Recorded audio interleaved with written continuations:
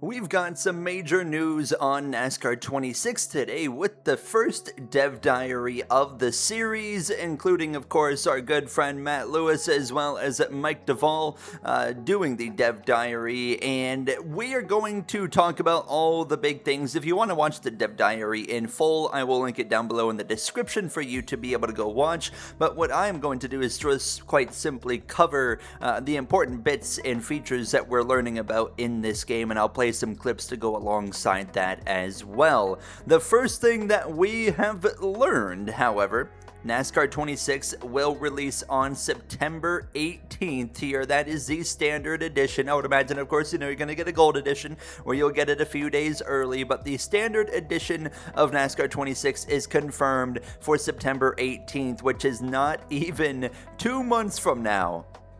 It's also been confirmed, and obviously, I mean, everyone saw this coming, but it at least got confirmed that the game will feature the chase format, and as well, there will be a new chase mode, a standalone chase mode, I guess, that you can do kind of similar to like the championship seasons. Now it sounds like we'll have an option to do just simply a 10 race chase if you want to do that as well.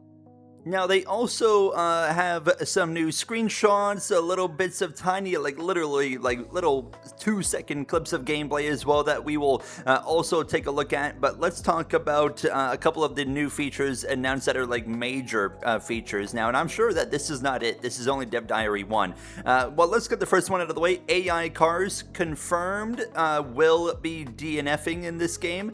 They were very specific when they said AI cars, so I'm not sure if that means that we ourselves can DNF. I hope we can. But the major feature that they've just announced, as my alarm's going off, we have dynamic tracks in NASCAR 26. One of those things that you're going to see in NASCAR 26 that we're super excited about is the dynamic track feature.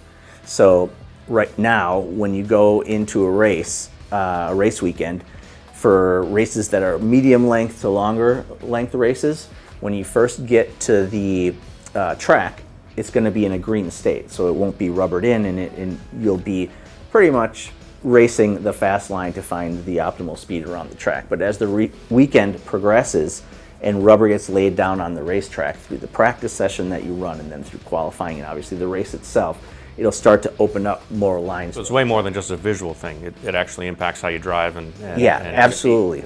Yeah, much more than just a visual thing, and it'll open up new strategies for players in the game, and you'll have to mess around with some car setups to see okay, am I playing it for a longer run and waiting for the track to change a little bit. So again, these are the sorts of features that we can continue to create new games on this platform.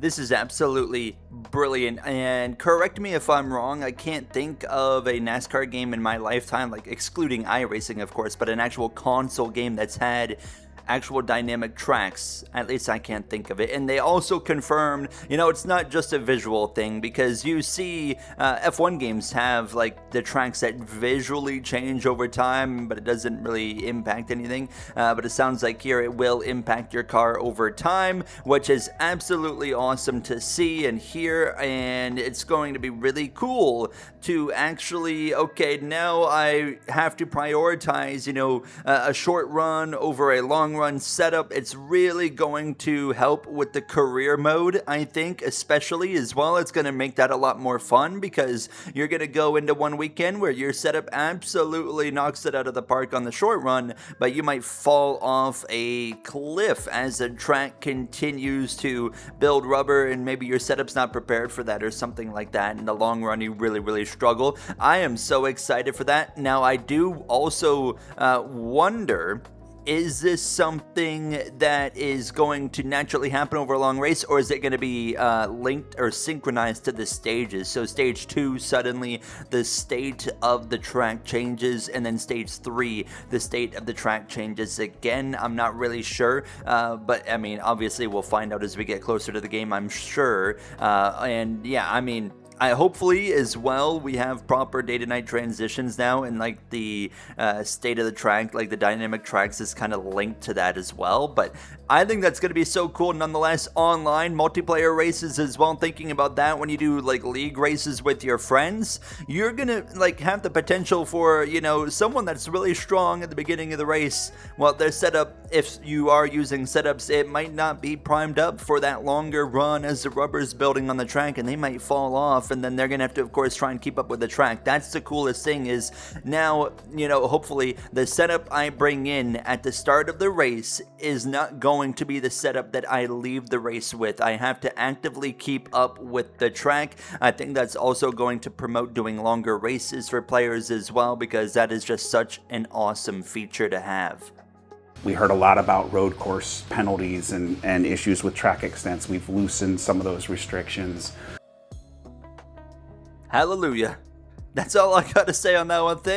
Thank goodness. Thank you, Matt Lewis, for dropping that on us. I'm so happy to hear that. We have looser track restrictions on the road courses, because that was an absolute road course frustration and killer, especially in multiplayer. Single player really wasn't a big deal, but, you know, multiplayer, you know, someone running into your door and pushing you 2 tires wide onto certain corners, and then next thing you know, you're stopped with the penalty. Was so annoying. I still would like to see that entire system redone, and instead of, you know, bringing your car to a halt, maybe in more of an iRacing system, like, okay, you got this amount of time to give this much time up, or you'll just get a penalty, something like that, instead of just making that car come to a halt would be really, really nice. Another thing that was confirmed as well was upgraded presentation in the game, which I think is also going to be very welcomed. And I mean, they kind of have, you know, a few bits and pieces of it here where you're going to see, like, in the going into the race screen, you still have like the whole drivers to watch, but it looks a lot more polished this time around.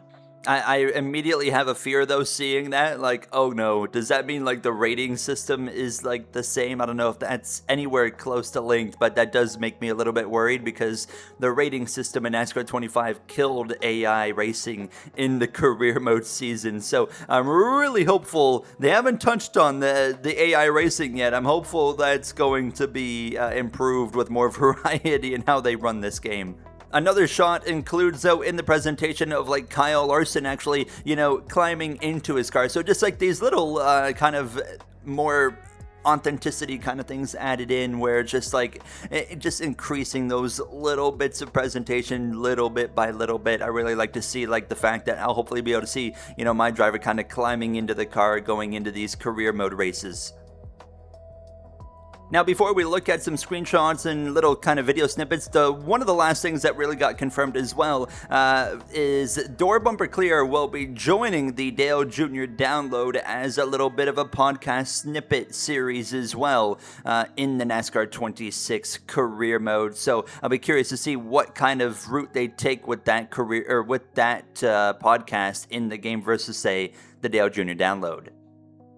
And taking a look at some of the little video clips and screenshots, San Diego was heavily shown off here in the NASCAR 26 first dev diary. Looks absolutely stunning, let's be honest here. The lighting looks really good. You got the aircraft carrier, you got the fighter jets up top there on the little bridge, and it just looks so cool. I cannot wait to be racing around this track in NASCAR 26. And I mean, it really does look phenomenal now. And obviously with all the laser scan bumps and everything, it's going to be really cool. A little bit of a clip as well of the number 5 of Kyle Larson doing, you know, a few burnouts here on the front straightaway as well. We have another shot here of, looks like, what is this, Charlotte? With the 60 and the 6 of Keselowski and Priest, with definitely just better looking lighting for sure. I think that's something that seems to be quite improved in this game, is the lighting so far. And then of course you get another shot of San Diego here. They really like showing San Diego here in this dev diary now, but still cool to see some of the shots. I'll be curious to see how the road courses as well, like the dynamic tracks on the road courses kind of build the rubber over time. You can see the 5 catching a little bit of air as well. So just cool little bits and pieces there. And then that kind of, early race presentation before the green flag. Looks very, actually, similar to NASCAR 25, so it doesn't look like they've gone too crazy on, like, the pre-race part of the game. But look at this shot. This looks so good with the lighting. It's like that early kind of, sunset, and you got the lights already on the track, but yeah, just, it looks really nice there. And here's a very quick look, and you got Ram confirmed in the main track, or series selection menu as well, and also just a few more kind of bits and pieces here that they showed on some tracks and whatnot. Mainly, again, Charlotte Motor Speedway was probably the second most shown off racetrack here in the Dev Diary, and then a very, very small snippet of the paint booth. This is all they said. They didn't really talk about the paint booth, so I'm sure this will be coming later, because I'm sure we're all very curious on what else they're going to be adding. And then this tiny little kind of motion snippet of Kyle Larson racing at San Diego, and that is pretty well all the big news and what they kind of showed off here for Dev Diary number 1. And once again, I'm always going to temper my expectations until the game's actually in my hands. As I've grown up, I made sure to do that very well. But obviously, I like what I'm seeing so far, and I like what I'm hearing. I'm hopeful that's executed, though, into the game as well. And I think the dynamic tracks is going to be quite literally a game changer. I think that's the big takeaway from this Dev Diary. Is they kick off the first Dev Diary with kind of like a knock it out of the park feature. I think dynamic tracks is going to be awesome going forward. Hopefully, this opens the door for rain at some point in the future, and maybe NASCAR 27 or 28 as well. That might be even further out, but that's going to do it for me. Let me know your favorite thing down below from the Dev Diary. I'll see you guys in the next one. Thank you for watching, and have a great day.